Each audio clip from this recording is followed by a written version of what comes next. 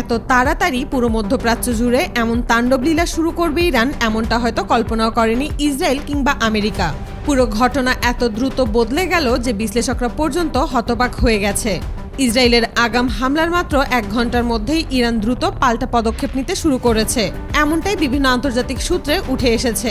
এই দ্রুত প্রতিক্রিয়া শুধু একটি সামরিক জবাব ছিল না, বরং এটি ছিল এক ধরনের কৌশলগত বার্তা যা মুহূর্তের মধ্যে বিশ্বের শক্তিধর দেশগুলোকেও নড়েচড়ে বসতে বাধ্য করেছে। প্রশ্ন উঠেছে, এত দ্রুত কিভাবে ইরান পাল্টা জবাব দিল? তাহলে কি ইরান আগে থেকেই এই সময়ের জন্য প্রস্তুত ছিল? খবর অনুযায়ী ইরান কাতারের আল উদায়েদ এয়ারবেস, কুয়েতের আলী আল সেলিম এয়ারবেস, সংযুক্ত আরব আমিরাতের আল ধাফরা এয়ারবেস এবং বাহরাইনে অবস্থিত মার্কিন নৌবাহিনীর 5th ফ্লিটের ঘাঁটিকে লক্ষ্য করে হামলা চালিয়েছে বলে বিভিন্ন আন্তর্জাতিক সূত্র দাবি করেছে। এইসব ঘাঁটি অত্যন্ত গুরুত্বপূর্ণ। আল উদায়েদ ঘাঁটি মধ্যপ্রাচ্যে মার্কিন সামরিক বাহিনীর অন্যতম বড় কেন্দ্র হিসেবে পরিচিত, আর বাহরাইনে অবস্থিত 5th ফ্লিট ঘাঁটি পুরো পারস্য উপসাগরীয় অঞ্চলে নৌশক্তির ভারসাম্য রক্ষায় বড় ভূমিকা রাখে। এই খবর ছড়িয়ে পড়ার পর থেকেই পুরো মধ্যপ্রাচ্যের আবহাওয়া যেন মুহূর্তেই বদলে গেছে। বিভিন্ন সংবাদ মাধ্যম জানিয়েছে, বাহরাইনের কিছু এলাকায় ধোঁয়া উঠতে দেখা গেছে। বিস্ফোরণের শব্দ শোনার দাবি এসেছে স্থানীয় সূত্র থেকেও। একই সময় কাতার থেকেও বিস্ফোরণের শব্দ শোনার খবর পাওয়া যায়। যদিও কাতারের পক্ষ থেকে জানানো হয়েছে তাদের প্রতিরক্ষা ব্যবস্থা বেশ কিছু আঘাত সফলভাবে প্রতিহত করেছে। কর্তৃপক্ষ দ্রুত নাগরিকদের ঘরের ভেতরে থাকতে এবং নিরাপদ স্থানে আশ্রয় নিতে নির্দেশ দেয়। সামরিক স্থাপনার আশেপাশে না যাওয়ার কড়া নির্দেশ জারি করা হয়।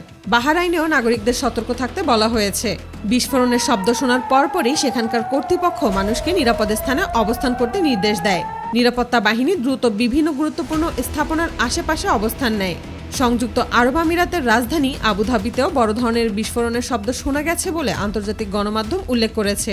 কুয়েত থেকেও এই একই ধরনের তথ্য পাওয়া গেছে। বিভিন্ন স্থানে সতর্কতামূলক সাইরেন বেজে ওঠে। এদিকে ইরাক ও সিরিয়ার আকাশে সামরিক বিমান চলাচল বেড়ে গেছে বলে জানা গেছে। আকাশপথে নজরদারি জোরদার করা হয়েছে বলেও ধারণা করা হচ্ছে। ইরাকের আকাশের নিচু অংশ দিয়ে একাধিক মিসাইল অতিক্রম করতে দেখা গেছে বলে কিছু আন্তর্জাতিক সূত্র দাবি করছে। বিশ্লেষকদের ধারণা, এগুলোর লক্ষ্য ছিল পারস্য উপসাগরীয় অঞ্চলের বিভিন্ন সামরিক স্থাপনা। তবে এসব তথ্যের পূর্ণাঙ্গ সরকারি নিশ্চিতকরণ এখনো পাওয়া যায়নি।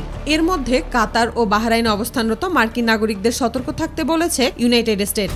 ইসরায়েলের ভেতরেও উত্তেজনা কম নয়। একের পর এক ক্ষেপণাস্ত্র নিক্ষেপের খবর পাওয়া যাচ্ছে বলে আন্তর্জাতিক গণমাধ্যম উল্লেখ করেছে। যদিও প্রতিরক্ষা ব্যবস্থা সক্রিয় রয়েছে এবং বেশ কিছু আক্রমণ প্রতিহত করা হয়েছে বলে দাবি করা হয়েছে, তবুও নাগরিকদের সতর্ক থাকতে বলা হয় দেশটির সরকারের পক্ষ থেকে।